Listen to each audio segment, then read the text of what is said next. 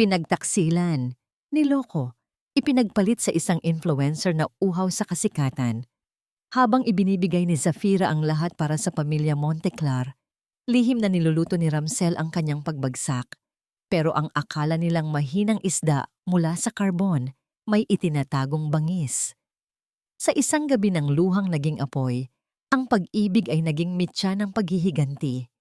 Sino ang mananatiling nakatayo kapag ang lahat ng yaman ay naglaho sa isang kurap? Abangan ang muling pagsilang ng isang reyna. Bakit ba kailangan nating magtiis sa babaeng yan? Edith, baby, makinig ka. Zafira is nothing but a bank account with a face. Konting tiis na lang. Kapag nakuha ko na ang lahat ng kailangan ko, itatapon ko rin siya pabalik sa putikan ng carbon market kung saan siya nanggaling. Wala siyang class at hinding-hindi siya magiging sapat para sa akin. Ang mga salitang iyon na binigkas sa loob ng marangyang silid ay tila mga laso na dahan-dahang gumagapang sa malamig na pasilyo ng mansyon. Sa labas ng pinto, nakatayo si Zafira. Ang kanyang mamahaling damit ay basang-basa, dumidikit sa kanyang katawan dahil sa malakas na buhos ng ulan sa labas. Nanginginig ang kanyang mga kamay habang mahigpit na nakahawak sa isang maliit na supot ng gamot. Mga espesyal na gamot para sa sakit sa puso ng kanyang biyenan na si Doña Caridad. 3 botika ang pinuntahan niya sa gitna ng baha at unos sa Cebu City. Makuha lamang ang kailangang lunas ng matanda. Ngunit ang bawat patak ng tubig mula sa kanyang buhok na bumabagsak sa makintab na sahig ay tila sumasabay sa pagkadurog ng kanyang puso. Ang lalaking pinaglaanan niya ng bawat sentimo ng kanyang pinaghirapan, ang lalaking ipinagtanggol niya laban sa lahat, ay tinawag lang siyang isang kagamitan, isang pitakang walang damdamin. Dahan-dahang lumuwag ang hawak ni Zafira sa supot ng gamot. Hindi niya naramdaman ang pagbagsak nito sa sahig. Ang tanging narinig niya ay ang sarili niyang paghinga na tila kinakapos, tila nalulunod sa gitna ng tuyong lupa. Ang kanyang lalamunan ay nanunuyo at ang kanyang dibdib ay parang pinipiga ng isang dambuhalang kamay. Ang bawat alaala ng kanilang kasal, ang bawat mahal kita ni Ramsel ay nagmistulang mga mapang-uyam na halakhak sa kanyang pandinig. Biglang bumukas ang pinto ng katabing silid. Hindi si Ramsel ang lumabas, kundi si Doña Caridad. Ang matanda ay nakasuot ng kanyang seda na pantulog, may hawak na pamaypay at ang kanyang mukha ay puno ng pagkairita. Imbes na pag-aalala ang makita sa kanyang mga mata, nang mamataan ng basang-basang manugang, ay diring-diri itong tumingin kay Zafira. Ano ka ba namang bata ka? Tingnan mo ang ginawa mo sa sahig. Alam mo bang galing pa sa Italy ang mga tiles na yan? At ngayon ay dinudumihan mo ng tubig baha. Singhal ng matanda. Lumapit ito at itinulak ng bahagya ang balikat ni Zafira. Huwag kang tumayo dyan na parang tuod. Magpalit ka at linisin mo ang kalat mo. At nasaan na ang gamot ko? Kanina pa ako hinihingal ang bagal-bagal mong kumilos. Tiningnan ni Zafira ang kanyang biyenan. Ang babaeng itinuring niyang sariling ina. Ang babaeng binuhay niya sa karangyaan, gamit ang perang kinita niya mula sa pagtitinda ng isda hanggang sa pagpapatakbo ng malalaking pabrika. Wala man lang pasasalamat. Wala man lang kahit ikatiting na malasakit sa katotohanang muntik na siyang maaksidente sa kalsada dahil sa pagmamadaling maihatid ang gamot nito. Nandyan po sa sahig, Mama. Mahina at paos na sagot ni Zafira. Ang kanyang boses ay tila galing sa ilalim ng lupa. Walang buhay. Walang modo. Sa sahig mo lang inilapag ang gamot ko. Ganyan ba talaga kayong mga taga-carbon? Walang pinag-aralan. Muling sigaw ni Doña Caridad bago ito tumalikod at pumasok sa silid kung nasaan si Ramsel, na tila wala ring balak lumabas para tingnan ang asawa. Naiwan si Zafira sa madilim na pasilyo. Ang katahimikan ng mansyon ay tila isang malaapot na kumunoy na unti-unting lumalamon sa kanya. Itinaas niya ang kanyang kamay at dahan-dahang hinaplos ang kanyang pisngi na basa, hindi na ng ulan, kundi ng mga luhang hindi niya namalayang dumadaloy na pala. Sa bawat pintig ng kanyang puso, isang katanungan ang pabalik-balik na umaalingaw-ngaw sa kanyang isipan, tila isang sumpa na ayaw siyang tantanan. Ito na ba ang kapalit ng lahat ng aking sakripisyo? Kailan pa naging kasalanan ang magmahal ng tapat? At kailan pa naging parusa ang pagiging mabuti? Tumalikod si Zafira at dahan-dahang naglakad palayo. Iniwan ang mga gamot sa sahig at iniwan ang isang bahagi ng kanyang sarili na naniniwala pa sa pag-ibig. Ang gabi ay mahaba, ngunit sa gitna ng kadiliman, isang bagong apoy ang nagsisimulang magningas sa kanyang mga mata. Isang apoy na hindi na muling mapapatay ng kahit anong ulan. Good morning, Honorable. Ang aga mo namang nagising. Pasensya ka na kagabi, ha? Masyado lang kaming naging busy ni Mama sa pag-aayos ng mga documents kaya hindi na kita naasikaso pagdating mo. Ang boses ni Ramsel ay kasing tamis ng asukal, puno ng mapagkunwaring pag-aalala, habang dahan-dahan niyang ipinupulupot ang kanyang braso sa baywang ni Zafira sa loob ng kusina. Kung noong nakaraang linggo ito nangyari, marahil ay natunaw na ang puso ni Zafira sa lambing na ito. Ngunit ngayon, sa bawat haplos ng kamay ni Ramsel, tila may libu-libong karayom na tumutusok sa balat ni Zafira. Naduduwal siya sa amoy ng pabango nito, ang amoy na humahalo sa alaala ng boses ni Yvette sa loob ng kanilang silid. Ayos lang, Ramsel. Sanay naman akong maghintay. Mahinahong sagot ni Zafira habang patuloy sa pag-aayos ng almusal. Hindi siya lumingon. Hindi niya hinayaan na makita ng asawa ang apoy na unti-unting tumutupok sa kanyang pasensya. Sa hapagkainan, naghihintay na si Doña Caridad at ang bunsong kapatid ni Ramsel na si Loren. Ang mesa ay puno ng naglalaway na hamonado, danggit na dinala pa mula sa Cebu at mainit na tsokolate. Lahat ng ito ay binili ng pera ni Zafira, ngunit ang turing sa kanya ng dalawang babae ay parang isang katulong na pumasok nang walang pahintulot. Zafira, hiha! Pagpuna ni Doña Caridad habang tinitingnan ng kanyang kuko na bagong manicured. Iyong danggit, masyadong maalat. Alam mo namang kailangan kong mag-ingat sa blood pressure ko. Minsan talaga, kahit anong turo ko sa iyo ng fine dining, lumalabas pa rin ang pagiging tagapalengke mo. Simple things, hindi mo makuha. Sorry po, Mama. Hayaan niyo. Sa susunod ay hihinaan ko ang alat. Sagot ni Zafira. Ang kanyang boses ay nananatiling patag. Sa loob-loob niya, nais niyang isigaw na ang gamot sa high blood ng matanda ay siya rin ang bumibili. Ngunit nanatili siyang tikom. And Ate Zafira, sabat naman ni Lorraine habang nakatitig sa kanyang cellphone. I saw this limited edition bag sa mall kahapon. Bagay na bagay sa outfit ko para sa charity gala next week. Small amount lang naman, around 200,000 pesos. Can you transfer the money today? Ayoko namang mapahiya ang pamilya. Monteclar dahil lang sa luma ang gamit ko, di ba? Tumingin si Zafira kay Lorraine. Ang dalagang ito ay hindi pa nakaranas magtrabaho kahit isang araw sa kanyang buhay. Ngunit kung gumasta, ay akala mo ay tagapagmana ng isang kaharian. Isang mapait na ngiti ang sumilay sa mga labi ni Zafira. Sige, Lorraine, I'll see what I can do. Tugon niya. Biglang hinawakan ni Ramsel ang kamay ni Zafira.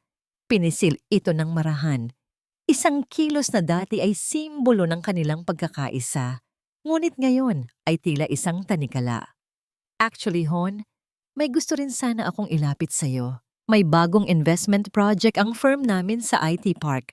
I need about 5 million pesos for the initial capital. Malaki ang kikitain nito, Hon. Para rin ito sa future natin. Para hindi ka na masyadong napapagod sa factory mo. Future? Ang tinutukoy mo bang future ay ang buhay niyo ni Yvette? Ang tanong na yon ay nanatili sa lalamunan ni Zafira. Pinagmasdan niya ang mukha ni Ramsel, ang mukhang minahal niya ng higit sa kanyang sarili. Ang galing nitong mag-acting. Kung hindi niya narinig ang pag-uusap nila kagabi, maniniwala siyang muli sa mga matatamis nitong pangako. Dahan-dahang tumayo si Zafira at lumapit kay Ramsel. Inayos niya ang kwelyo ng polo nito, isang mapagmahal na kilos na sadyang ginawa niya upang mas masaktan ang kanyang sarili sa katotohanan. Nadama niya ang mabilis na tibok ng puso ni Ramsel. Alam niyang nagsisinungaling ito. Ang 5 milyon ay hindi para sa IT park. Ito ay para sa condo unit na ipinangako nito kay Iveth. Gagawin ko ang lahat para sa pamilyang ito, Ramsel. Alam mo yan, bulong ni Zafira habang ang kanyang mga mata ay nakatitig ng malalim sa mga mata ng asawa. Lahat ng hihilingin niyo, ibibigay ko. Isang buntong hininga ng ginhawa ang pinakawalan ng pamilya Monteclar. Nagkatinginan si Doña Caridad at Loren na may tagumpay sa kanilang mga mata. Para sa kanila, nananatiling bulag at uto-uto si Zafira. Isang gintong baka na handang gatasan hanggang sa huling patak ng dugo. Ngunit sa ilalim ng mesa, ang mga daliri ni Zafira ay nakakuyom ng mahigpit hanggang sa bumaon ang kanyang mga kuko sa kanyang palad. Sa kanyang isipan, isang mahabang listahan ang nabubuo. Isang itim na listahan ng bawat sentimong ninakaw nila sa kanyang pagkatao.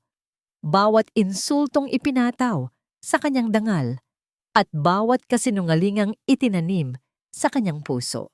Nang matapos ang almusal, dinala ni Zafira ang mga pinagkainan sa lababo. Habang tinitingnan niya ang kanyang refleksyon sa bintana, isang malamig na determinasyon ang bumalot sa kanya. Hindi siya iiyak ngayon. Itatago niya ang bawat patak ng lason na ibinigay nila sa kanya at sa tamang panahon, ipapainom niya ito sa kanila ng dahan-dahan. Habang papaalis si Ramsel para sa trabaho, may isang mensahe na pumasok sa cellphone ni Zafira. Isang hindi kilalang numero ang nag-pop up sa screen. Nakahanda na ang mga dokumentong hiningi mo, Mrs. Monteclar. Kailan tayo magkikita?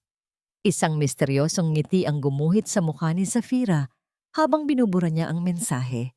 Ang laro ay nagsisimula pa lamang at ang pamilyang akala ay hawak siya sa leeg. Ay wala pang kaba na sila na pala ang nakatali sa bitayan. Ang amoy na mamamoy ng mamahaling pabango na may halong tamis ng vanila ay biglang pumasok sa loob ng sala. Isang amoy na hindi pagmamay-ari ni Zafira. Narinig niya ang mahinang tunog ng mga takong na humahakbang sa marmol na sahig, dahan-dahan at puno ng kumpiyansa. Nang iangat ni Zafira ang kanyang paningin mula sa binabasang report ng kumpanya, tumambad sa kanya ang isang babaeng nakasuot ng hapit na pulang damit, si Iveth Salonga. Hindi ito dumating ng mag-isa. Sa likod niya ay nakatayo si Ramsel, na tila isang asong bahag ang buntot, at si Doña Caridad na may malapad na ngiti sa mga labi. Isang ngiting kailanman ay hindi niya ibinigay kay Zafira sa loob ng 7 taon ng kanilang pagsasama. Anong ginagawa niya rito, Ramsel? Ang boses ni Zafira ay mahinahon, ngunit sa loob ng kanyang dibdib, ang bawat tibok ng kanyang puso ay tila isang hampas ng martilyo sa marupok na salamin. Zafira, Hija, huwag ka namang masyadong agresibo, sagot ni Doña Caridad habang inaalalayan si Iveth na maupo sa pinakamalambot na sofa, ang paboritong upuan ni Zafira. Nandito siya dahil may mahalaga kaming ibabalita, isang balita na magbabago sa kapalaran ng pamilya Monteclar. Inilapag ni Iveth ang isang puting sobre sa ibabaw ng lamesa. Ang kanyang mga mata ay nagniningning sa tagumpay habang nakatingin ng diretso sa mga mata ni Zafira. Dahan-dahang kinuha ni Ramsel ang sobre at inilabas ang isang pirasong papel, isang medical certificate. Buntis si Iveth, Zafira. Magkakaroon na ako ng anak. Magkakaroon na kami ng tagapagmana, bulong ni Ramsel. Bagamat may bahid ang hiya ang kanyang boses, hindi maitatago ang kislap ng galak sa kanyang mukha. Tila tumigil ang pag-ikot ng mundo para kay Zafira.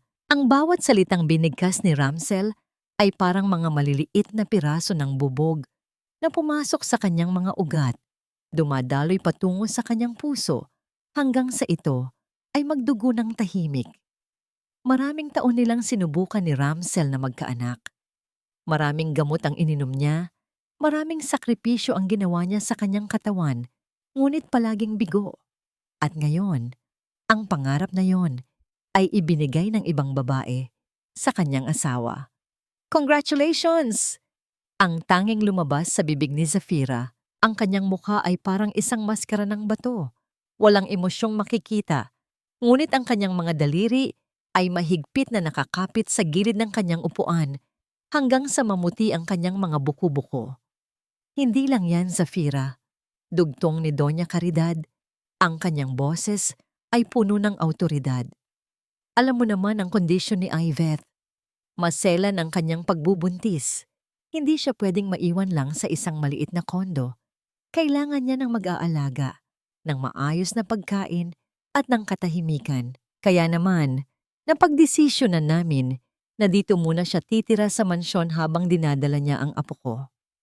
Ang kawalang hiyaan ng suhestiyon na yon ay sapat na sana upang magwala ang kahit sinong asawa. Ang dalhin, ang kabit sa loob ng pamamahay na itinayo mula sa sariling pawis ng legal na asawa ay isang malupit na sampal. Tumingin si Zafira kay Ramsel, naghihintay na kahit man lang sa huling pagkakataon ay ipagtanggol siya nito. Ngunit iniwas lamang ni Ramsel ang kanyang tingin. Zafira, please be reasonable, pakiusap ni Ramsel. Para naman ito sa baby. Ayaw mo namang may mangyaring masama sa anak ko, di ba?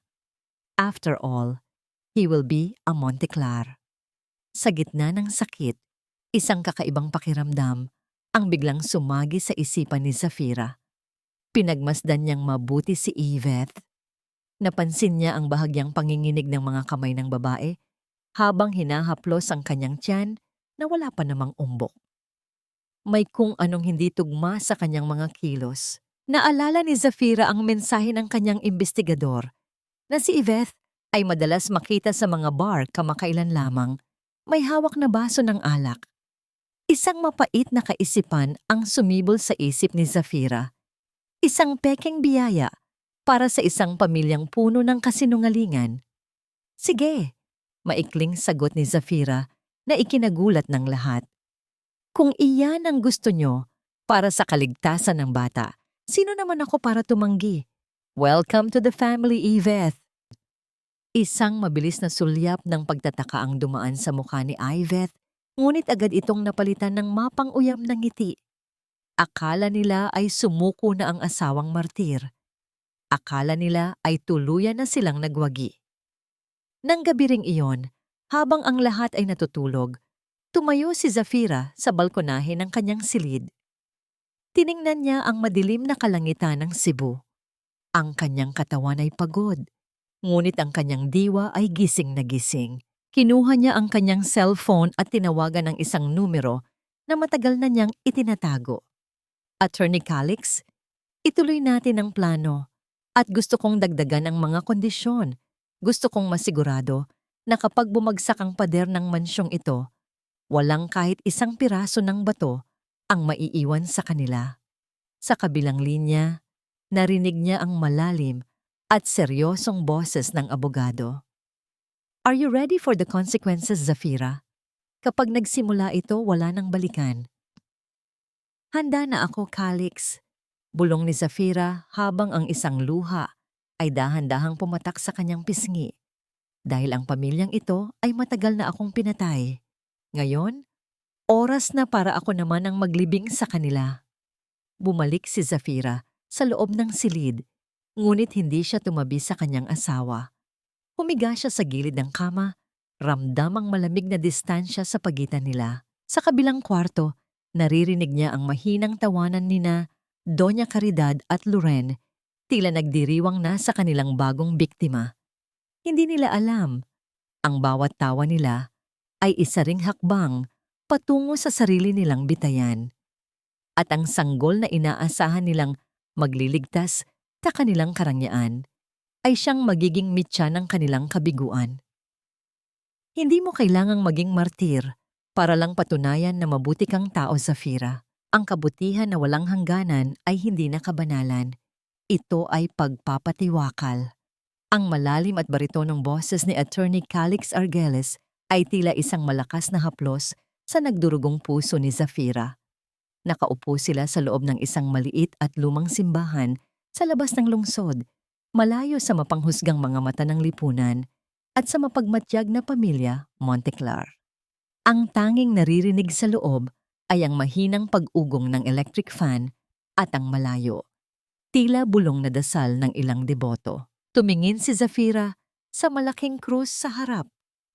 Ang kanyang mga kamay, na dati ay puno ng galos mula sa pagbubuhat ng mga banyera ng isda sa carbon, ay nanginginig habang nakapatong sa kanyang kandungan.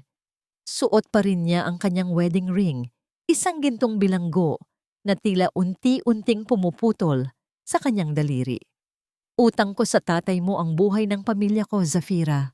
Pagpapatuloy ni Calix, ang kanyang mga mata ay puno ng tapat na malasakit. Noong lugmok ang tatay ko sa sugal at kinuha ng mga Bombay ang lahat sa amin, ang tatay mo ang nag-abot ng kamay nang walang hinihinging kapalit. Ngayon, hayaan mong ako naman ang gumawa nito para sa'yo. Hindi bilang abogado mo, kundi bilang isang kaibigan na ayaw kang makitang unti-unting nauubos. Isang mapait na buntong hininga ang pinakawalan ni Zafira. Naramdaman niya ang init ng mga luha na nagbabadyang pumatak, ngunit pilit niya itong pinigil. Pagod na siyang umiyak. Ang bawat patak ng luha niya ay tila isang bala na ibinibigay niya sa kanyang mga kaaway upang lalo siyang saktan. Gusto kong bawin ang lahat, Calix, bulong ni Zafira. Ang kanyang boses ay malamig, matigas, at puno ng determinasyon. Ang mga lupang binili ko para sa kanila, ang mga sasakyang ipinangalan ko kay Ramsel, at ang bawat sentimong ginagamit nila para ipangalandakan ang kanilang pekeng karangyaan. Gusto kong maramdaman nila kung paano matulog sa malamig na semento nang walang kasiguraduhan kung may kakainin pa bukas. Inilabas ni Calix ang isang makapal na folder mula sa kanyang bag. Inilatag niya ang mga dokumento sa pagitan nila, ang mga papeles ng tanda ng pagmamahal na pinirmahan ni Ramsel noon, na sa katotohanan ay mga irrevocable trust deeds at conditional transfers na pabor kay Zafira. Nakahanda na ang lahat, Zafira, paliwanag ni Calix habang itinuturo ang mga pirma. Sa mata ng batas, ikaw ang may-ari ng lahat ng assets ng Monteclar Food Corporation. Ang kailangan na lang natin ay ang huling pirma ni Ramsel para sa restructuring ng kumpanya. Kapag nagawa mo yun, isang kumpas mo lang, mawawala ang lahat ng hawak nila. Magiging mga pulubi sila sa loob ng sarili nilang mansyon. Dahan-dahang hinawakan ni Zafira ang panulat. Habang nakatingin sa puting papel, biglang nagbalik sa kanyang alaala ang imahe ni Ramsel noong bago pa lamang silang kasal. Ang mga pangako nito sa ilalim ng buwan, ang mga pangarap na binuo nila habang magkahawak kamay. Isang matinding kirot ang gumuhit sa kanyang dibdib. Bakit kailangang humantong sa ganito? Bakit ang taong pinagkatiwalaan niya ng kanyang buhay ang siya ring kukuha nito? Napansin ni Calix ang pag-aalinlangan sa mga mata ni Zafira. Hindi siya nagsalita. Sa halip, kinuha niya ang kanyang sariling panyo at dahan-dahang iniabot ito kay Zafira. Isang maliit na kilos ng paggalang. Isang golden moment na nagparamdam kay Zafira na sa gitna ng mundong puno ng mga lobo, may isa pang taong nakakakita sa kanyang tunay na halaga. Salamat, Calix, mahinang sabi ni Zafira. Pinunasan niya ang isang takas na luha at matapang na pinirmahan ang dokumento. Ang bawat guhit ng ballpen ay tila isang huling paalam sa asawang martir na dati niyang pagkatao. May isa pa akong nalaman. Seryosong dagdag ni Calix habang mabilis na itinatago ang mga papeles. Si Ramsel, hindi lang pera mo ang ginagamit niya. May mga malalaking utang na siya sa mga ilegal na nagpapautang sa labas ng kumpanya. Ginamit niya ang pangalan ng factory mo bilang collateral nang walang pahintulot mo. Kapag nalaman ito ng board, hindi lang siya mawawalan ng trabaho, maaari din siyang makulong. Nanlaki ang mga mata ni Zafira. Ang lalaking akala niya ay tapat, kahit papaano sa negosyo, ay mas masahol pa pala sa kanyang inaakala. Ang kanyang asawa ay isang anay na unti-unting kinakain ng pundasyon ng kanyang pinaghirapan. Tumayo na si Zafira. Ang kanyang tindig ay mas matuwid na ngayon. Wala na ang bigat na tila laging nakadagan sa kanyang mga balikat. Hayaan mo siyang maghukay ng sarili niyang libingan, Calix, sabi ni Zafira habang naglalakad palabas ng simbahan. Ibibigay ko sa kanila ang hiling nilang bakasyon sa Los Angeles. Doon ko hahayaan na bumagsak ang langit sa kanilang mga ulo. Paglabas niya ng simbahan, sinalubong siya ng mainit na hangin ng Cebu. Kinuha niya ang kanyang cellphone at nakita ang isang missed call mula kay Ramsel. Hindi niya ito sinagot. Sa halip, tiningnan niya ang kanyang refleksyon sa salamin ng kanyang sasakyan. Wala na ang babaeng madaling maloko. Wala na ang babaeng handang magtiis para sa isang huwad na pag-ibig. Ang nakikita niya ngayon ay isang reynang handang bawiin ang kanyang kaharian, anuman ang maging kapalit. Ngunit bago pa man siya makapasok sa loob ng kotse, isang itim na sasakyan ang dahan-dahang dumaan sa harap niya. Ang bintana nito ay bahagyang bumaba at nakita ni Zafira ang pamilyar na mga mata ni Iveth na nakatingin sa kanya ng may halong pagdududa. Alam ba nila? Sinusundan ba nila ako? Ang katanungang iyon ay nag-iwan ng isang malamig na kaba sa batok ni Zafira habang mabilis siyang humaharurot palayo. Ang labanan ay hindi na lamang sa loob ng mansyon. Ito ay naging isang laro ng buhay at kamatayan sa gitna ng mga anino.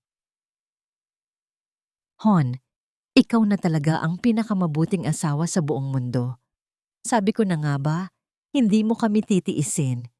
Alam mo namang kailangan ni Mama ng pahinga at si Iveth, kailangan niya ng sariwang hangin para sa baby natin. Ang bawat salita ni Ramsel ay tila isang malapot na pulot na ibinubuhos sa isang sugat na puno ng asin. Nakatayo si Zafira sa gitna ng kanilang malawak na sala, hawak ang isang makapal na sobrang naglalaman ng mga plane tickets patungong Los Angeles, 18 piraso, para sa buong pamilya Monteclar, mula sa pinakamatanda hanggang sa pinakamalayong pinsan na nakasabit lang sa yaman ni Zafira. Para sa pamilya, gagawin ko ang lahat, Ramsel. Alam mo yan, mahinahong sagot ni Zafira. Ang kanyang mga mata ay nananatiling malamig, kahit na ang kanyang labi ay nakakurba sa isang mapait na ngiti. Pinapanood niya kung paano halos maghabulan sina Doña Caridad at Lorraine sa pag-agaw ng mga travel brochures.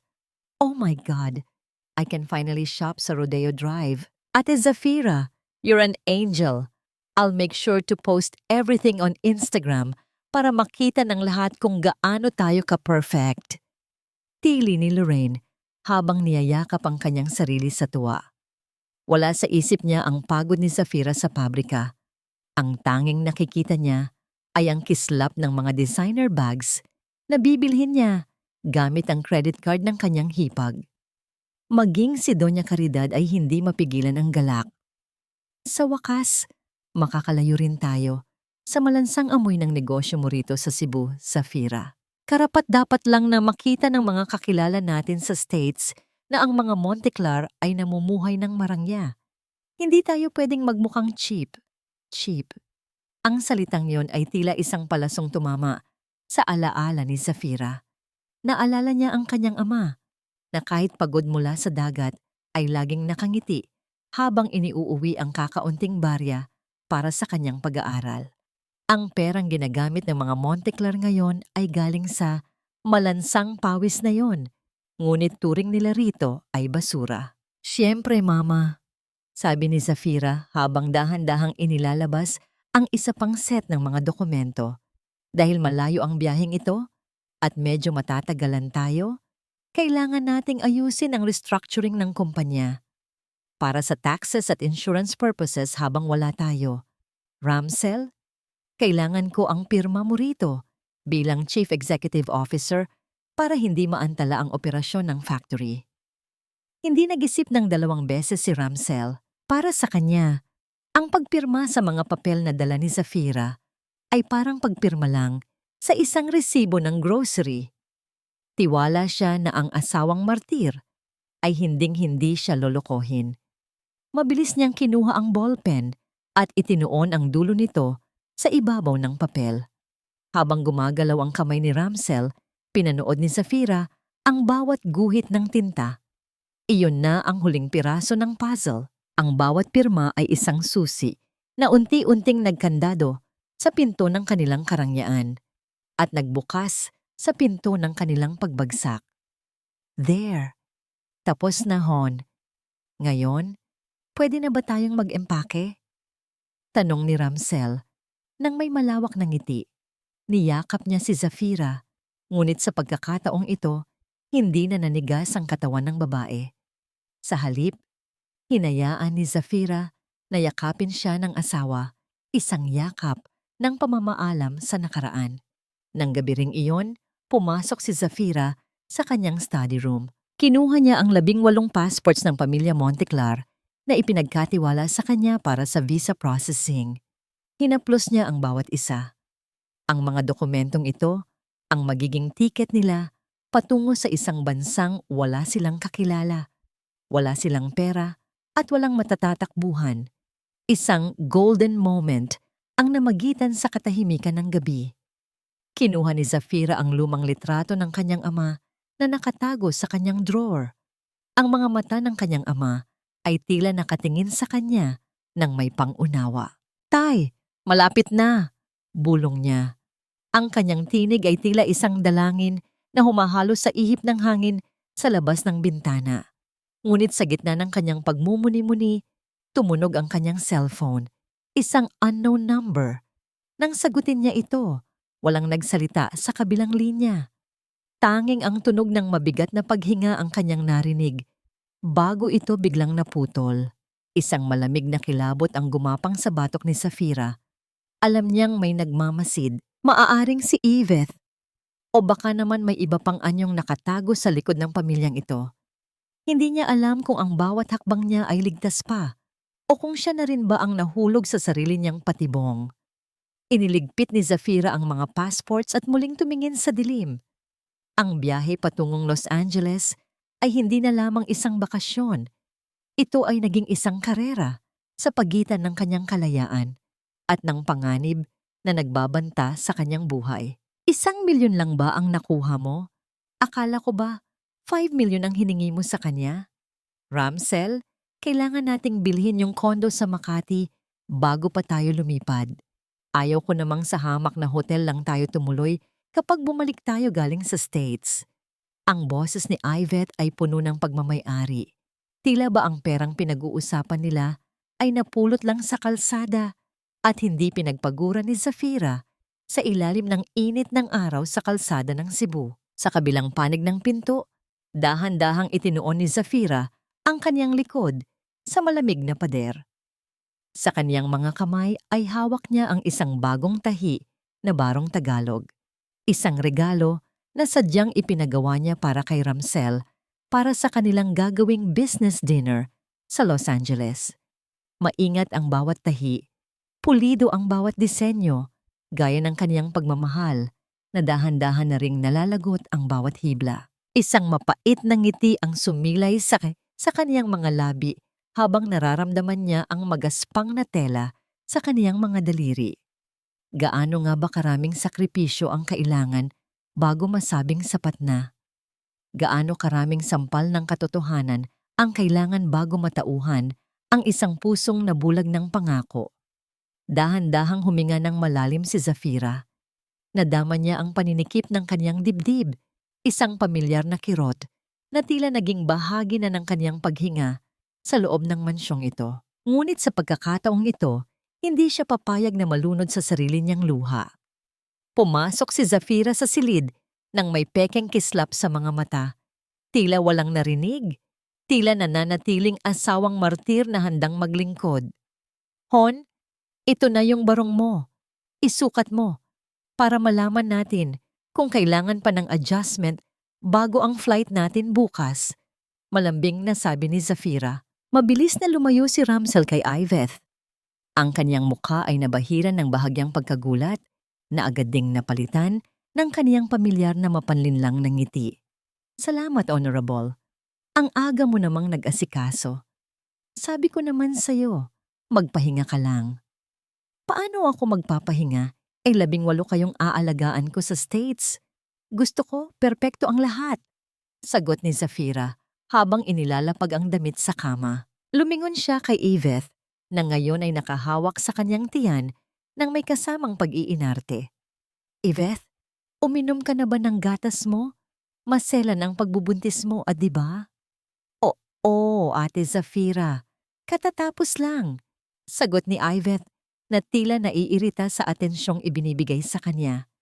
Habang nag-aayos si Ramsel, napansin ni Zafira ang isang maliit na plastic mula sa basurahan malapit sa vanity mirror ni Yvette. Isang kahon ng slimming pills, gamot na hinding-hindi dapat iniinom ng isang babaeng nagdadalang tao. Isang golden moment. Nang pagkaunawa ang dumaan sa isip ni Zafira, ang kanyang hinala ay naging isang matibay na katotohanan. Ang sanggol na sinasabing magliligtas sa pamilya Monteclar ay isa lamang anino ng kasinungalingan. Hindi nagpakita ng kahit anong reaksyon si Zafira. Sa halip, kinuha niya ang kaniyang bag at inilabas ang huling set ng travel documents. Bago ko makalimutan, Ramsel, kailangan mong pirmahan itong authority to release sa bangko para ma-activate ang corporate credit cards na gagamitin niyo sa LA. Alam mo namang mahigpit ang security doon. Kailangan ng authorization mo bilang CEO. Paliwanag ni Zafira sa boses na tila walang mali siya. Dahil sa kislap ng salitang credit card at ang ideya ng walang limitasyong paggastos sa States, mabilis na kinuha ni Ramsel ang ballpen. Hindi na niya binasa ang maliliit na letra sa ibaba ng dokumento. Ang bahaging nagsasabing, sa oras na gamitin ang card sa labas ng bansa, ang lahat ng kanyang personal na ari-arian sa Pilipinas ay automatikong magsisilbing collateral sa anumang utang ng kumpanya. Nang matapos ang huling pirma, narinig ang tunog ng pagpitik ng panulat ni Ramsel. Iyon na ang huling pako sa kabaong ng kanilang marangyang buhay. Handa na ang lahat, Hon. Bukas, lilipad na tayo patungo sa bagong simula. Bulong ni Zafira habang marahan niyang hinahaplos ang balikat ni Ramsel. Ngunit ang bagong simula na nasa isip ni Zafira ay malayo sa inaasahan ng kaniyang asawa. Habang papalabas siya ng silid, isang katanungan ang pilit na humahabol sa kaniyang diwa. Kapag ba ang lahat ng pangarap ay gumuho, may matitira pa bang dangal sa mga taong nabuhay sa panlilinlang?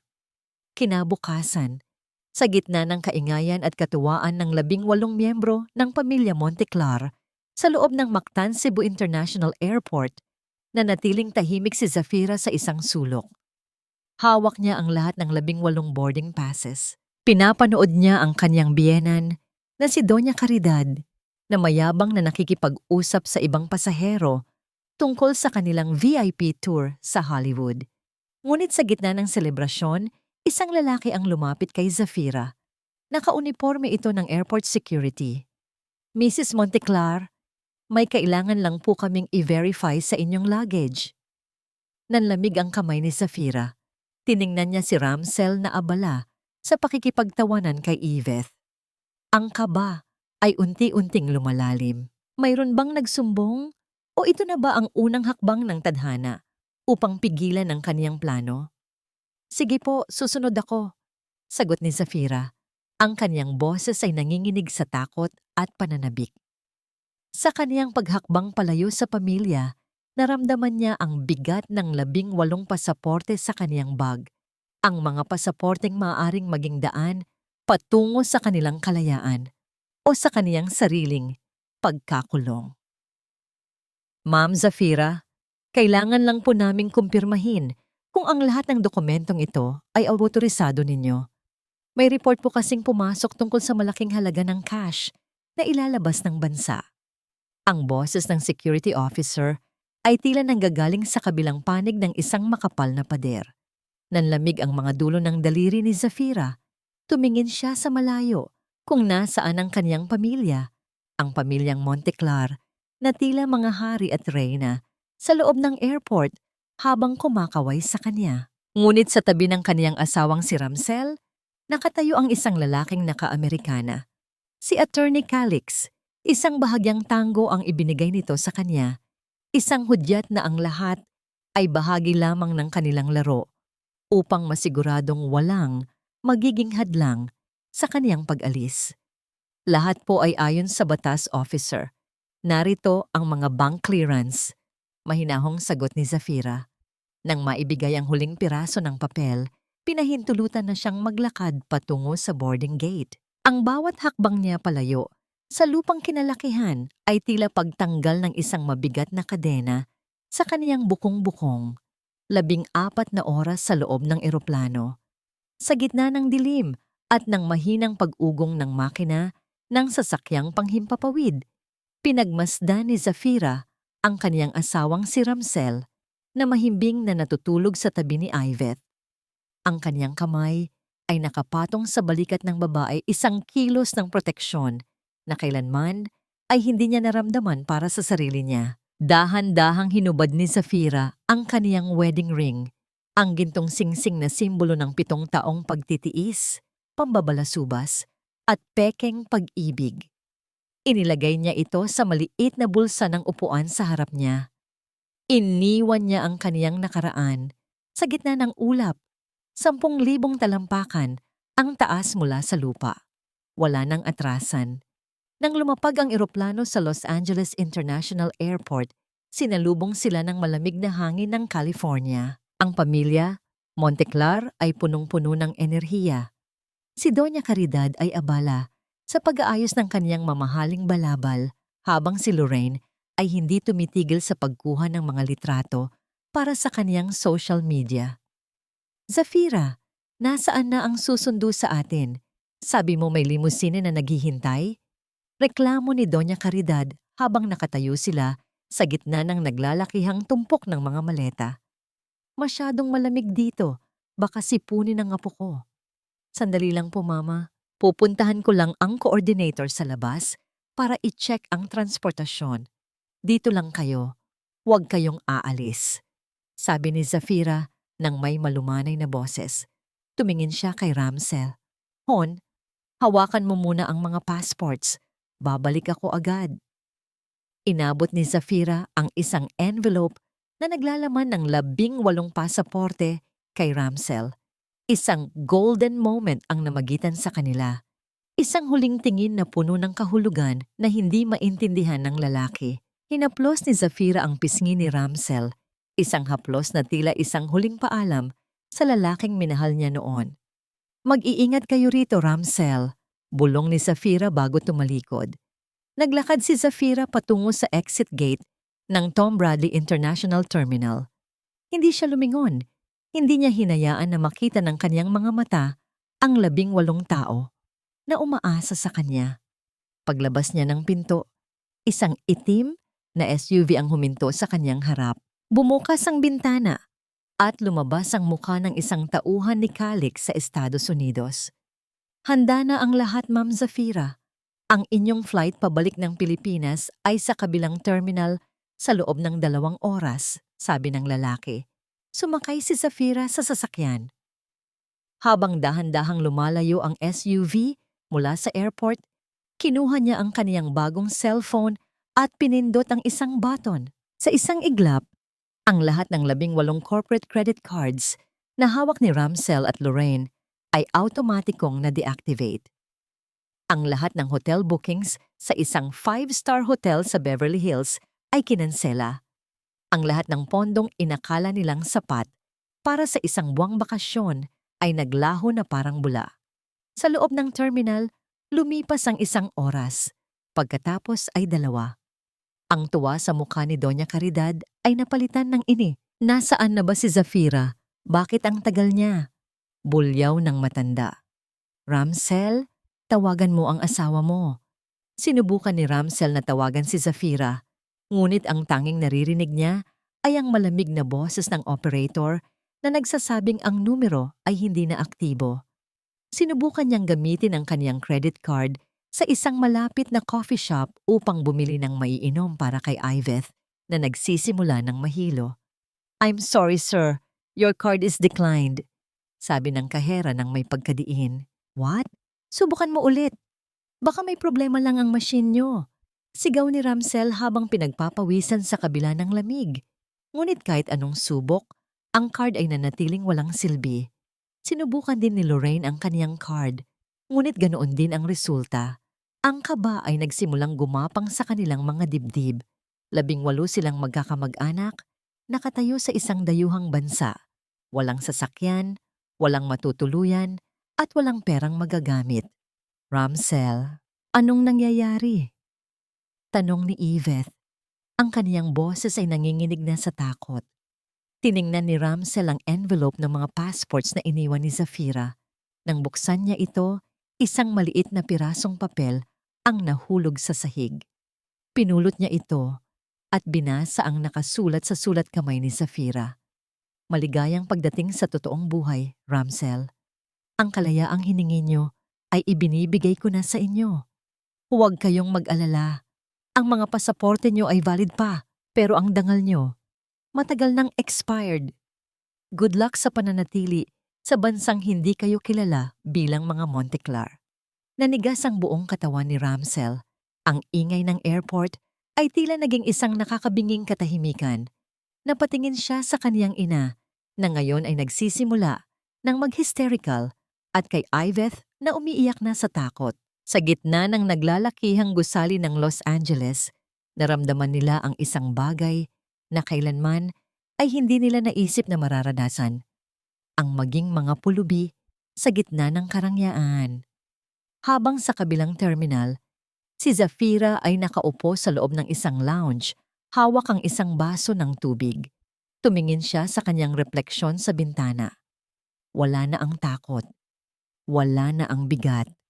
Sa bawat patak ng tubig na kaniyang iniinom, nadarama niya ang unti-unting paghugas sa dumi ng kanyang nakaraan. Ngunit sa gitna ng kanyang katahimikan, isang anino ang tumayo sa kanyang harap.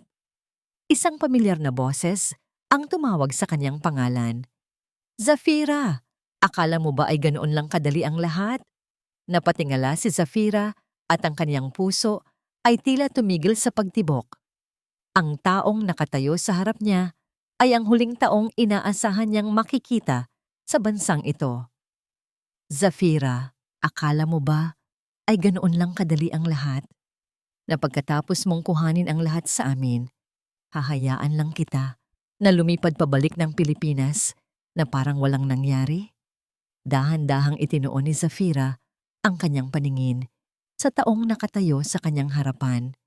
Hindi ito si Ramsel at hindi rin ang biyenan niyang si Doña Caridad. Ang babaeng nasa harap niya ay si Yvette. Suot ang isang hapit na itim na damit at ang kanyang tiyan na dati ay tila may umbok ng isang biyaya ay patag na ngayon.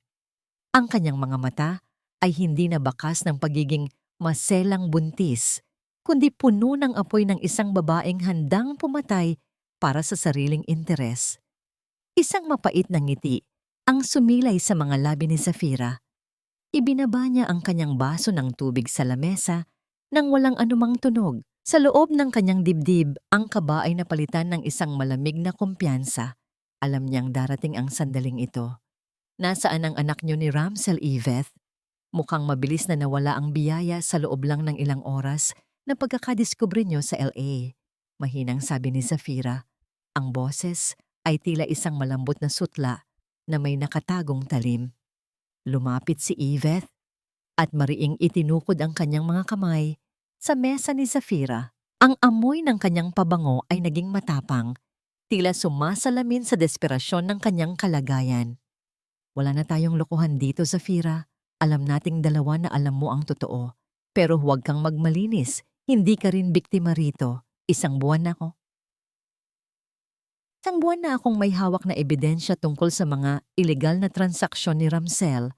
At kung hindi mo ako bibigyan ng sapat na halaga para mabuhay dito sa Amerika, isasama kita sa pagbagsak niya. Tiningnan ni Zafira ang mga mata ni Yvette. Doon niya nakita ang refleksyon ng isang babaeng walang pagpapahalaga sa kahit na sino. Isang golden moment ng katotohanan ang bumalot sa kanila. Isang pagtatagpo ng dalawang babaeng kapwa na saktan, ngunit ang isa ay piniling maging biktima ng sariling kasamaan, habang ang isa ay piniling maging katarungan. Akala mo ba ay mas matalino ka sa akin, Iveth? Bulong ni Zafira habang dahan-dahang inilalabas ang kanyang cellphone. Iniharap niya ang screen sa babae. Sa screen ng cellphone ni Zafira, bumitad ang isang video. Malabo ng bahagya ang kuha, ngunit sapat na upang makilala ang boses ni Iveth at ng kapatid ni Ramsel na si Lorraine. Naroon sila sa loob ng isang mamahaling restaurant sa Cebu. Nagtatawanan habang pinag-uusapan ang plano tungkol sa peking ultrasound at kung paano nila uubusin ang pera ni Zafira kapag nakalipad na sila patungong Amerika. Akala mo ba ay ikaw lang ang marunong magmanman, Iveth? Malamig na tanong ni Zafira. Matagal ko nang alam na hindi ka buntis.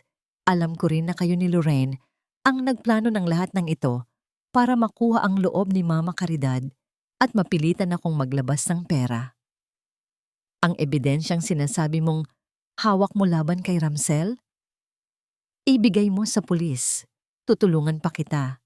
Dahil sa oras na lumabas ang katotohanan iyan, hindi lang si Ramsel ang babagsak, kasama ka sa kulungan dahil sa pakikipagsabwatan sa kanya. Nanlaki ang mga mata ni Iveth. Ang kanyang mapulang labi ay nanginig, at ang kanyang mukha na kanina lang ay puno ng yabang ay naging kasing puti ng papel. Ang kanyang mga kamay na nakatukod sa mesa ay tila nawalan ng lakas, dahilan upang mapaupo siya ng marahan sa silya. Zafira, please! Bulong ni Iveth. Ang kanyang boses ay punong-puno na ngayon ng takot. Huwag kang magmakaawa sa akin. Putol ni Zafira habang isinusubi ang cellphone sa kaniyang bag. Binigyan ko kayo ng pagkakataong magbago, ngunit pinili ninyong maging masama hanggang sa huli. Ngayon, danasin mo ang buhay na pinili mo. Tumayo si Zafira. Ang kaniyang tindig ay kasing tatag ng isang puno na hindi natitinag ng bagyo. Iniwan niya si Iveth na nakatulala sa gitna ng mataong airport lounge. Habang naglalakad siya patungo sa kaniyang boarding gate, tila bawat hakbang niya ay nagpapagaan sa kaniyang kalooban. Samantala, sa kabilang bahagi ng terminal, ang kaguluhan ay nagsisimula nang sumiklab sa pamilya Monteclar. Nakaupo si Doña Caridad sa ibabaw ng kaniyang mamahaling maleta, umiiyak ng malakas habang ang ilang mga dayuhan ay nagtatakang nakatingin sa kanila. Si Lorraine naman ay pilit na nakikipag-argumento sa isang airport staff, ngunit dahil sa kaniyang limitadong Ingles at matinding galit, lalo lamang siyang hindi naintindihan. Ramsel, gawin mo ang paraan. Hindi ako pwedeng matulog sa sahig, sigaw ni Doña Caridad. Kasalanan mo ito. Kung hindi ka naging pabaya sa asawa mo, hindi tayo magkakaganito. Napatingin si Ramsel sa kaniyang ina. Sa unang pagkakataon sa kaniyang buhay, naramdaman niya ang matinding pagkasuklam sa babaeng nagpalaki sa kanya sa karangyaan, ngunit hindi siya tinuruan ng tamang asal. Ma, tumigil na kayo. Lahat tayo ay may kasalanan dito. Pinilit natin si Zafira na maging martir. At ngayon, tayo ang pinapatay ng kaniyang pananahimik.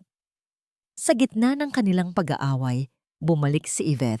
Namumugto ang kaniyang mga mata at tila nawala ang kaniyang kinang. Nang makita siya ni Lorraine, agad itong sumugod.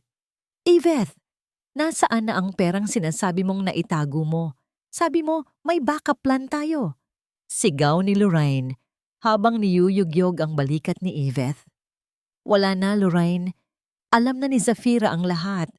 Ang video natin, ang plano natin, hawak niya. Sigaw ni Iveth pabalik. Dahilan upang tumigil ang lahat sa kanilang ginagawa. Ang katahimikan na bumalot sa kanila ay mas masakit pa sa anumang sampal. Ang katotohanan ay tila isang hubad na katawan na nakalantad sa gitna ng madla. Pangit, marumi, at nakakahiyang tingnan. Napagtanto nila na sa kanilang paghahangad na makuha ang lahat mula kay Zafira, ang kanilang sariling dangal ang tuluyan nilang naiwala. Isang golden moment ang namayani kay Ramsel habang nakatingin sa 18 kapamilya niyang nagkakagulo. Naalala niya ang sinabi ng kanyang ama noong nabubuhay pa ito. Ang tunay na yaman ay hindi nasa bangko. kundi nasa taong tapat na nagmamahal sa'yo. Ngayon, wala na siyang pera, wala na siyang dangal, at ang kaisa-isang taong nagmahal sa kanya ng tapat ay kanya na ring ipinagtabuyan. Kinuha ni Ramsel ang sulat ni Zafira na kanyang kanina pahawak. Dahan-dahan niya itong pinunit sa maliliit na piraso. Tila ba sa bawat piraso ay ang pagkadurog ng kaniyang dating buhay. Sa kabilang panig ng mundo, sa loob ng eroplanong pabalik ng Pilipinas, nakatingin si Zafira sa bintana. Ang gabi sa itaas ng Pasipiko ay payapa. Wala nang ingay ng panunumbat, wala nang bigat ng panlilinlang. Ngunit sa kaniyang bulsa, naramdaman niya ang isang matigas na bagay. Nang ilabas niya ito, nakita niya ang isang lumang susi. Ang susi ng bahay ng kaniyang ama sa Cebu. Isang lihim na kaba ang muling gumuhit sa kaniyang dibdib. Sa likod ng susing yon, may isang katotohanang matagal nang itinatago ng kaniyang ama. Isang katotohanang may kinalaman sa pamilya Monteclar na hindi lamang tungkol sa pera. Ang susi ng katotohanan ba na ito ang magiging mitya ng kaniyang tuluyang paglaya? O ito ba ang magbubukas ng isang bagong sugat na mas malalim pa sa kaniyang naranasan? Ligtas ka na, Zafira. Ang hangin ng Cebu ay hindi na muling magdadala ng lason ng kanilang mga salita. Ang boses ni Attorney Calix ay tila isang mainit na kumot sa gitna ng malamig na madaling araw nang lumapag ang eroplano ni Zafira sa Mactan Cebu International Airport. Sa pagkakataong ito, walang 18 maleta na kailangang bantayan, walang biyenang nagrereklamo sa init, at walang asawang abala sa pag-aasikaso sa kaniyang kabit. Si Zafira ay mag-isa, bitbit ang kaniyang handbag at ang isang lihim na susing tila nagbabaga sa kaniyang palad. Paglabas niya ng terminal, sinalubong siya ng pamilyar na amoy ng dagat at ng halimuyak ng mga bulaklak ng kabayero. Isang golden moment ang dumaan sa kaniyang diwa, ang paghinga ng malalim na walang takot na may sisita sa kanya. Ito ang lasa ng kalayaan, mapait sa simula, ngunit dahan-dahang tumatamis sa bawat segundo ng pananatili. Nagpahatid si Zafira sa kaniyang lumang bahay malapit sa Carbon Market. Ito ang bahay na itinago niya sa pamilya Monteclar. Ang kaisa-isang ari-ariang hindi niya kailanman ipinangalan o ipinaalam sa kanila. Ang bakod ay gawa sa simpleng bakal at ang mga dingding ay may bakas na ng lumipas na panahon. Ngunit para kay Zafira, ito ang kaniyang tunay na palasyo. Dahan-dahan niyang ipinasok ang lumang susi sa maliit na kahon na nakabaon sa ilalim ng sahig ng kaniyang lumang silid. Sa loob ng kahon, nakita niya ang isang lumang notebook, ang talaarawan ng kaniyang ama. Ang bawat pahina ay puno ng mga numero at petsa. Sa gitna ng mga pahina, isang sulat ang bumitad. May petsang 10 taon na ang nakalilipas. Zafira, anak, kung binabasa mo ito, marahil ay wala na ako. Ang pamilya Monteclar ay may malaking utang na loob sa atin, ngunit huwag mo itong gagamitin para manakit. Ang tatay ni Ramsel ay naging kapatid ko sa hirap, at ang kaniyang pagkakalubog sa sugal ay kinuha ang lahat sa kanya. Ibinigay ko ang lahat ng ipon natin para iligtas ang kanilang dangal, kapalit ng pangakong aalagaan kanila habang buhay. Sana ay naging tapat sila sa kanilang salita. Napaupo si Zafira sa sahig. Ang bawat salita ng kaniyang ama ay tila isang saksak sa kaniyang dibdib. Ang perang ginamit para iligtas ang pamilya Monteclar mula sa kahihiyan 10 taon na ang nakalilipas ay ang perang dapat sana ay panggamot ng kaniyang ama sa sakit sa baga. Pinili ng kaniyang ama na mamatay ng maaga upang mabuhay ang dangal ng mga Monteclar, ang pamilyang tumuring sa kaniya na parang basura sa loob ng 7 taon. Ang kanilang karangyaan ay itinayo sa ibabaw ng puntod ng kaniyang ama. Bakit, tay? Bakit kailangan mong magpakabuti sa mga taong walang kaluluwa? Bulong ni Zafira habang ang mga luha ay pumatak sa lumang papel. Dahan-dahang binubura ang tinta ng kaniyang nakaraan. Ang kaniyang internal crumbling ay hindi na dahil sa pag-ibig kay Ramsel, kundi dahil sa galit para sa kanyang ama. Isang matinding pagsisisi ang bumalot sa kanya dahil hinayaan niyang tapakan siya ng mga taong utang ang bawat hininga nila sa kanyang pamilya. Isang mahinang katok sa pinto ang nagpabalik sa kanya sa katotohanan. Si Calix ay nakatayo sa pintuan, ang kanyang mga mata ay puno ng lungkot at pag-unawa. Lumapit siya at dahan-dahang inalalayan si Zafira na tumayo. Walang salitang namagitan, tanging ang pagdampi ng kanyang kamay sa balikat ni Zafira na nagbibigay ng lakas na hindi kayang ibigay ng anumang kayamanan. May balita na mula sa Los Angeles, Zafira, mahinang sabi ni Calix. Ang 18 miyembro ng pamilya Monteclar ay nailipat na sa isang temporary shelter ng simbahan. Si Ramsel ay pilit na nakikipag-ugnayan sa embahada. Ngunit dahil sa mga kaso ng fraud na isinampa natin dito sa Cebu, na-freeze na ang lahat ng assets na nakapangalan sa kanya. Malapit na silang i-deport. Isang malamig na ngiti ang sumilay sa mukha ni Zafira. Hayaan mo silang maranasan ang hirap na naranasan ng tatay ko para lang mabigyan sila ng magandang buhay. Pero Calix, may isang bagay pa tayong kailangang gawin. Ano yon? Gusto kong malaman ng buong Cebu ang katotohanan, hindi para sa akin, kundi para sa dangal ng tatay ko na nilapastangan nila. Sabi ni Zafira, habang mahigpit na hawak ang notebook. Ngunit bago pa man makasagot si Calix, tumunog ang cellphone ni Zafira. Isang video call mula sa isang hindi kilalang numero. Nang sagutin niya ito, bumitad ang mukha ni Doña Caridad. Ang kanyang buhok ay magulo, ang kanyang mukha ay maputla, at nasa likod niya ang isang madilim na silid na puno ng mga estranghero. Zafira, maawa ka. Pinapatay nila kami rito. Si Ramsel, kinuha siya ng mga pulis. May nakita silang droga sa gamit niya. Zafira, ikaw lang ang makakatulong sa amin. Sigaw ng matanda habang humihagulgol. Nanigas ang buong katawan ni Zafira. Droga? Wala sa kaniyang plano ang anumang ilegal na bagay. Tiningnan niya si Calix at ang kaba sa mga mata ng abogado ay nagpatunay na may isang puwersang hindi nila kontrolado ang nakikialam sa kaniyang paghihiganti. Anong droga, Mama? Tanong ni Zafira. Ang kaniyang boses ay nanginginig. Hindi ko alam, sabi ni Yvette. Itinago raw yon ni Ramsel para magkapera rito. Zafira, iligtas mo ang asawa mo. Pinutol ni Zafira ang call. Ang katahimikan sa loob ng lumang bahay ay naging nakakabingi. Isang malaking katanungan ang pilit na gumagapang sa kanyang isipan.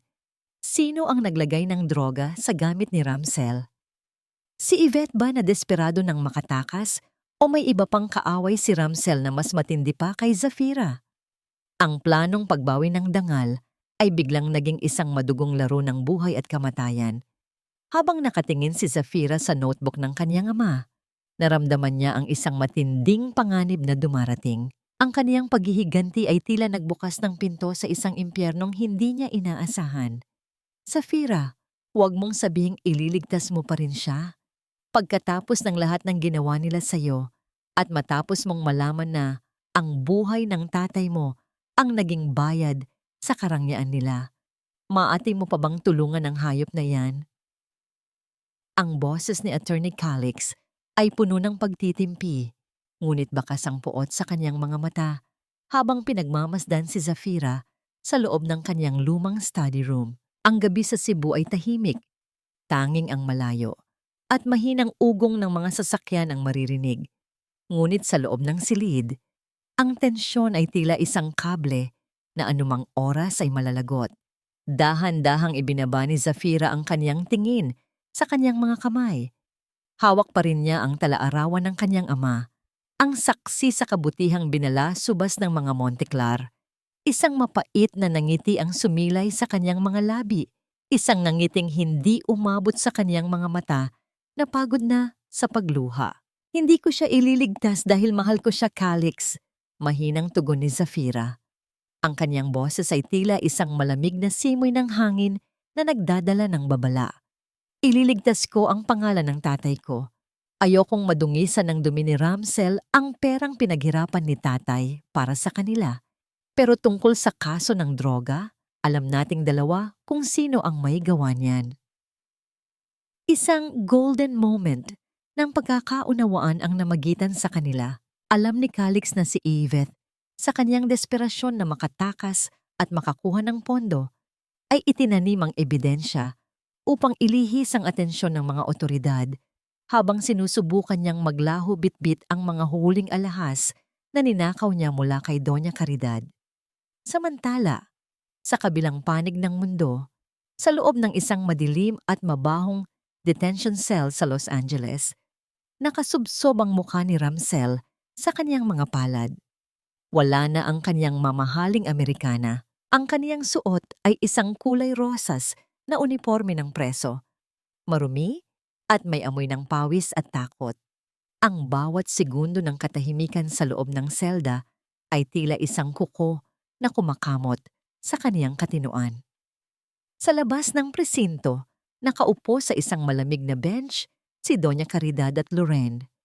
Ang matanda ay nakabalot sa isang manipis na kumot na ibinigay ng isang charity group. Ang kanyang dating maayos na buhok ay tila pugad na ng ibon at ang kanyang mga mata ay lubog na sa gutom at puyat. Si Lorraine naman ay nakatitig sa kawalan.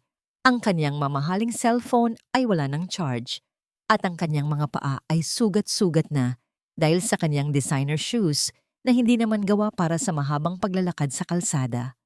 "Mama, nagugutom na po ako," bulong ni Lorraine. Ang kanyang boses ay wala ng bakas ng pagiging mataray, tanging panghihina na lamang. "Magtiis ka, Lorraine," sagot ni Doña Caridad. Ang kanyang boses ay nanginginig sa lamig. "Parating na si Zafira. Hindi niya tayo matitiis. Alam mong malambot ang puso ng batang yon. Isang iiyak lang natin, ibibigay niya ang lahat. Ngunit ang hindi alam ng matanda, ang pusong tinutukoy niya ay matagal nang naging bato sa ilalim ng init ng kanilang pangaapi." Muling tumunog ang telepono sa Cebu. Sinagot ito ni Zafira at inilagay sa speaker. Ang boses ni Ramsel ay narinig sa buong silid. Paos, nanginginig at puno ng pagsisisi na huli na ang lahat. "Zafira, please listen to me," pagsusumamo ni Ramsel mula sa loob ng kulungan. "Set up lang ito. Si Yvette." Siya ang naglagay ng lahat sa bag ko. "Hindi ko magagawa iyon. Zafira, maawa ka sa akin. I-withdraw mo ang mga kaso sa Cebu para makabalik ako. I'll do anything. Gagawin ko ang lahat ng gusto mo, basta iligtas mo lang ako rito." Isang internal crumbling ang dumarating kay Zafira habang nakikinig sa boses ng asawang dati ay kaniyang sinasamba. Ngunit ang pagguho ng kaniyang damdamin ay hindi dahil sa awa, kundi dahil sa matinding pagkadismaya. Ang bawat salita ni Ramsel ay tila isang maruming putik na sumusubok na muling dumungis sa kaniyang katahimikan. "Ramsel, makinig ka ng mabuti," mahinahong sagot ni Zafira. Ang kanyang boses ay tila isang malamig na talim na dahan-dahang humihiwa sa hangin. "Alam kong itinanim lang ni Yvette ang ebidensya sa'yo. Alam ko dahil kilala ko kung anong klase ng mga tao ang pinatuloy ko sa buhay ko. Pero huwag mong isiping ililigtas kita dahil sa pag-ibig." Huminto sandali si Zafira. Dahan-dahang hinaplos ang mukha ng kaniyang ama sa lumang litrato. "Nalaman ko na ang lahat, Ramsel. Ang buhay ni tatay, ang gamot na dapat sana ay para sa kanya. Ibinigay niya sa pamilya niyo para lang hindi kayo mabaon sa utang at kahihiyan. 10 taon na ang nakalilipas. Ang mansyong tinitirhan niyo, ang pagkaing kinakain niyo, ang bawat sentimong winaldas mo kay Yvette. Lahat iyon ay dugo at pawis ng tatay ko na kailanman ay hindi niyo pinasalamatan." Narinig ang pagsinghap ni Ramsel sa kabilang linya. Ang kaniyang katahimikan ay sapat na upang aminin ang kaniyang pagkakasala. "Sa tingin mo ba, pagkatapos ng 7 taon na itinuring niyo akong basahan, may karapatan ka pang humingi ng saklolo?" Pagpapatuloy ni Zafira. "Ibibigay ko sa iyo ang hiling mo. Ipapapadala ko si Calix dyan para linisin ang kaso ng droga. dahil ayokong madungisan ang pangalan ng tatay ko ng ganiyang uri ng krimen. Pero pagkatapos nyon, Ramsel, haharapin mo ang katarungan dito sa Pilipinas. Ang lahat ng perang ninakaw mo sa kumpanya, ang bawat pirma mo sa mga utang na hindi ko alam, pagbabayaran mo yon hanggang sa huling sentimo. Zafira, please. Huwag naman ganito. Mama is old. Lorraine is just a child. Si Lorraine ay hindi na bata, Ramsel, at si Mama Caridad, siya ang nagturo sa inyo na ang tao ay sinusukat sa kislap ng ginto at hindi sa tapat na puso. Ngayon, hayaan nating ang ginto nyo ang magligtas sa inyo sa kalsada ng Los Angeles. Pinutol ni Zafira ang tawag. Ibinaba niya ang kaniyang cellphone at tumingin kay Calix. Ang abogado ay tumango ng bahagya, bakas ang paghanga sa katatagan ng babaeng nasa kaniyang harap. Nakabook na ang flight ko bukas, Zafira, sabi ni Calix. Ayusin ko ang pag-clear sa kaso ni Ramsel sa LA, pero gaya ng napagkasunduan sisiguraduhin kong ang lahat ng kanyang assets ay mananatiling naka-freeze. Kapag na-deport sila, direkta silang kukunin ng mga awtoridad sa Mactan Airport. Salamat, Calix, bulong ni Zafira. Habang papaalis si Calix, naiwan si Zafira sa loob ng kanyang lumang bahay. Dahan-dahan siyang naglakad patungo sa bintana at pinanood ang unti-unting pagsikat ng araw sa ibabaw ng dagat ng Cebu. Ang langit ay nagiging kulay ube at ginto, isang golden moment na nagpapaalala sa kanya na sa bawat paglubog ng araw ay may kasunod na bagong umaga. Ngunit sa gitna ng kaniyang pagmuni-muni, isang balita ang biglang lumabas sa kaniyang tablet. Isang insidente sa isang murang motel sa labas ng Los Angeles. Isang babaeng Pilipina ang natagpuang walang buhay matapos makipag-away sa isang grupo ng mga sindikato dahil sa malaking utang. Ang pangalan sa report, Iveth Salonga. Nanigas ang buong pagkatao ni Zafira. Ang karma na kaniyang inaasahan ay dumating ng mas mabilis at mas malupit kaysa sa kaniyang binalak. Ngunit hindi galak ang naramdaman ni Zafira, kundi isang malalim na pait. Ang kasakiman ay tila isang apoy na kapag hinayaan mong lumaki, ay sadyang tutupok maging sa kaniyang pinagmulan. Ngayon, ang pamilya Monteclar ay wala nang matataguan. Ang kanilang huling alas ay pumanaw na, at ang kaisa-isang taong maaari nilang takbuhan ay ang taong pinili nilang saktan ng paulit-ulit. Ang huling labanan ay gaganapin sa sarili nilang lupa. At sa pagbabalik ng mga Monteclar sa Cebu bilang mga bilanggo, isang huling twist ang naghihintay na hindi lamang magpapabagsak sa kanila, kundi magbubunyag sa tunay na pagkatao ni Calix at ang kaniyang koneksyon sa nakaraan ni Zafira na higit pa sa pagiging abogado. Malamig ang hanging nagmumula sa mga aircon ng Mactan Cebu International Airport, ngunit para kay Zafira, ang bawat hininga niya ay tila may kasamang init ng nagbabagang apoy ng katarungan. Nakatayo siya sa likod ng salaming dingding ng arrival area, suot ang isang simpleng puting bestido na sumisimbolo sa kanyang bagong simula. Sa tabi niya, si Attorney Calix ay tila isang matibay na haligi, tahimik ngunit nagbibigay ng lakas na hindi kailanman naibigay ni Ramsel. Narito na sila, Zafira. Mahinang bulong ni Calix. Ang kaniyang boses ay kalmado, ngunit may talim na tila humihiwa sa katahimikan ng paligid. Dahan-dahang bumukas ang pinto ng gate para sa mga deportees. Ang unang lumabas ay si Doña Caridad. Wala na ang kaniyang mamahaling alahas, wala na ang kaniyang bakas ng kayabangan. Ang kaniyang suot na damit ay luma at gusot. Ang kaniyang mga mata ay tila dalawang madilim na balon ng takot at pagkapahiya. Kasunod niya si Lorraine, na tila isang lantang bulaklak, nakayuko at pilit na itinatago ang kanyang muka sa mga reporter na nag-aabang sa labas. At sa huli, lumabas si Ramsel. Ang kanyang mga kamay ay nakakandado sa loob ng mga bakal na posas. Ang tunog ng paglalapat ng metal sa bawat kanyang hakbang ay tila isang malungkot na kampana na nagbabadya ng kanyang katapusan. Nang magtagpo ang kanilang mga mata ni Zafira, tumigil ang mundo ni Ramsel. Ang kanyang mga tuhod ay tila nawalan ng lakas, dahilan upang mapatigil siya sa gitna ng pasilyo. Isang golden moment ang namagitan sa kanila, isang mahabang segundo ng katahimikan kung saan ang lahat ng 7 taon ng pagtitiis ay naglakbay sa isipan ni Zafira.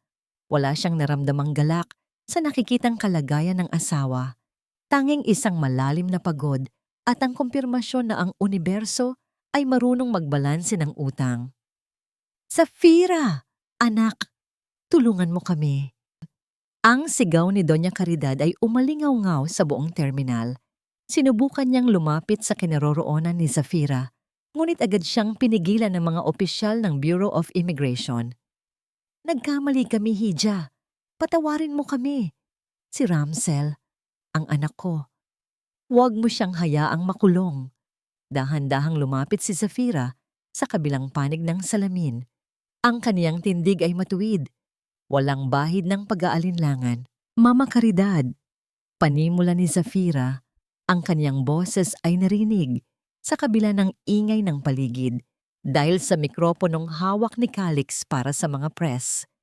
Ang batang tinawag niyang tagapalengke at walang pinag-aralan ang siyang nagbigay sa inyo ng bawat butil ng kanin na kinain niyo sa loob ng 7 taon. Ang tatay ko na tinawag niyong malansa ang nagligtas sa dangal niyo 10 taon na ang nakalilipas. Ngayon, ang dangal na yon ay tuluyan ng naglaho, hindi dahil sa akin, kundi dahil sa sarili ninyong kasakima. Tumingin si Zafira kay Ramsel na ngayon ay umiiyak na ng tahimik. Ramsel, ang pag-ibig ko sa iyo ay namatay na sa gabing narinig ko ang plano niyo ni Ivette. Ang tanging ititira ko sa iyo ay ang pagkakataong harapin ang katarungan. Pagbabayaran mo ang bawat sentimong ninakaw mo, hindi lang sa akin, kundi sa mga empleyado ng kumpanya na kinuhaan mo ng kinabukasan. Zafira, please, mahal kita. Bulong ni Ramsel, ang kanyang boses ay puno ng desperasyon. Hindi mo alam ang kahulugan ng salitang yon, putol ni Zafira. Ang pag-ibig ay hindi nananakit, hindi nagnanakaw, at hindi nanlilinlang. Ang pag-ibig ay paggalang, isang bagay na kailanman ay hindi mo ibinigay sa akin. Sa gitna ng kabilisan ng mga pangyayari, lumapit si Calix sa harap ni Ramsel. Isang matinding tensyon ang namayani sa pagitan ng dalawang lalaki. Alam mo ba kung bakit ko ito ginagawa, Ramsel? Tanong ni Calix. Ang kaniyang boses ay tila isang hatol mula sa langit. Hindi lang ako abogado ni Zafira. Ako ang anak ng taong pinagkakautangan ng tatay mo ng buhay sa loob ng kulungan noon. Ang tatay ni Zafira ang tumulong sa amin at ang tatay mo ang naging dahilan ng pagkakastroke ng ama ko dahil sa hindi mo pagbabayad ng utang. Ang katarungan ay may mahabang memorya, Ramsel. At ngayon, naniningil na ang tadhana. Ang revelasyong ito ay tila isang huling bomba na sumabog sa harap ng mga Monteclar. Ang lahat ng kanilang kasamaan ay tila nagdugtong-dugtong sa isang malaking sapot ng karma. Dinala na ng mga pulis ang pamilya Monteclar patungo sa mga naghihintay na sasakyan upang dalhin sa piitan at sa korte. Ang bawat hakbang nila palayo ay tila paglilinis sa hangin ng Cebu. Naiwan si Zafira at Calix sa gitna ng terminal, habang ang mga reporter ay dahan-dahang nagsisialisan. Isang internal crumbling ang naramdaman ni Zafira nang tuluyan ng mawala sa paningin niya ang asawa. Ngunit sa pagkakataong ito, ang pagguho ay nagbigay daan sa isang matibay na pundasyon. Lumingon siya kay Calix at nakita ang isang tapat na ngiti sa mga labi ng lalaki. Tapos na, Zafira. Malaya ka na, sabi ni Calix. Hindi pa, Calix, sagot ni Zafira habang nakatingin sa labas ng airport kung saan sumisikat ang araw. Magsisimula pa lang ang tunay na buhay, ang buhay na ako, ang may hawak ng manibela. Naglakad sila palabas ng airport, magkatabi, hindi bilang abogado at kliyente, kundi bilang dalawang taong nakahanap ng kapayapaan sa gitna ng baha ng pait. Ngunit sa kaniyang pag-uwi, sa mansyong kaniya na ngayong pagmamay-ari ng mag-isa, isang huling sorpresa ang naghihintay sa kaniyang pintuan, isang bagay na magbibigay ng huling tuldok sa kaniyang nakaraan at magbubukas ng pinto para sa kaniyang kinabukasan. Isang taon ang mabilis na lumipas. Ang araw sa lungsod ng Cebu ay muling sumisikat nang may kasamang bagong pag-asa, nagbibigay ng gintong liwanag sa malawak na karagatan at sa abalang kalsada ng carbon market. Sa gitna ng ingay ng mga mamimili at tinderang nag-aalok ng sariwang isda, isang puting sasakyan ang dahan-dahang huminto. Bumaba si Zafira, suot ang isang simpleng t-shirt at maong, malayo sa mga mamahaling gown na dati ay pilit niyang isinusuot upang magustuhan ng pamilya Monteclar. Sa bawat hakbang niya sa pamilyar na semento ng palengke, sinalubong siya ng mga ngiti at bati ng mga taong nakasaksi sa kaniyang paglaki. Hindi siya rito kilala bilang asawa ni Ramsel. Siya rito ay si Zafira, ang anak ng isang tapat na mangingisda na ngayon ay nagbibigay ng trabaho sa daan-daang kababaihan sa kaniyang bagong pabrika. Isang golden moment ang namayani nang huminto siya sa dating pwesto ng kaniyang ama. Inihaplos niya ang kaniyang palad sa kahoy na lamesang puno ng marka ng panahon. Nararamdaman niya ang presensya ng kaniyang tatay, tila bumubulong sa hangin na ang lahat ng kaniyang pinagdaanan ay may malalim na layunin. Zafira, handa na ang lahat sa foundation. Maraming kababaihan ang naghihintay sa iyo para sa launching ng livelihood program. Ang malumanay na boses ni Calix ang nagpabalik sa kanya sa kasalukuyan. Lumingon si Zafira at nakita ang lalaking nanatili sa kaniyang tabi. Hindi dahil sa kailangan niya ng tagapagligtas, kundi dahil sa kailangan niya ng katuwang. Ang kaniyang pag-ibig kay Calix ay hindi mabilis o mapusok. Ito ay tila isang dahan-dahang pag-agos ng ilog. Tahimik, malalim, at nagbibigay buhay. Dahan-dahang hinawakan ni Calix ang kaniyang kamay, isang simpleng haplos na nagdadala ng kapayapaang kailanman ay hindi niya naramdaman noon. Salamat, Calix. Salamat sa hindi pag-iwan. Bulong ni Zafira. Sa kabilang dako ng lungsod, sa loob ng isang masikip at mainit na selda, nakaupo si Ramsel habang nakatitig sa malamig na pader. Ang kaniyang buhay ay naging isang serye ng pagsisisi na wala ng patutunguhan. Si Doña Caridad at Lorraine naman ay namumuhay na sa isang maliit na paupahang bahay sa labas ng syudad, umaasa sa kakaunting tulong mula sa gobyerno at sa mga dating kakilala na ngayon ay kinamumuhian sila. Ang kanilang karangyaan ay naglaho na parang usok. Iniwan silang hubad sa katotohanan ng kanilang sariling kasamaan. Nang hapong iyon, dinalaw ni Zafira ang puntod ng kaniyang ama. Inilagay niya ang isang pumpon ng puting rosas sa ibabaw ng marmol. Tay, tapos na ang lahat, sabi ni Zafira. Ang kaniyang boses ay punong-puno ng emosyon, ngunit wala ng bakas ng pait. Napatawad ko na ang sarili ko sa pagiging martir. Napatawad ko na rin sila, hindi dahil karapat-dapat sila, kundi dahil karapat-dapat ako sa kapayapaan. Ang utang na loob na sinasabi mo, binayaran ko na sa pamamagitan ng pagiging isang mabuting tao gaya ng turo mo. Isang internal pacing ang dumaan sa kanyang diwa. Sa loob ng mahabang panahon, inakala ni Zafira na ang pagiging asawa ang kaniyang tanging halaga. Ngunit sa kaniyang pagtayo sa harap ng puntod ng kaniyang ama, napagtanto niya ang pinakamahalagang aral. Ang pagkawala ng isang asawa ay hindi katapusan ng mundo. Ngunit ang pagkawala ng sariling dangal ang tunay na kamatayan. Tumalikod na si Zafira at naglakad palayo, kasama si Calix habang ang langit ng Cebu ay nagiging kulay ube at rosas.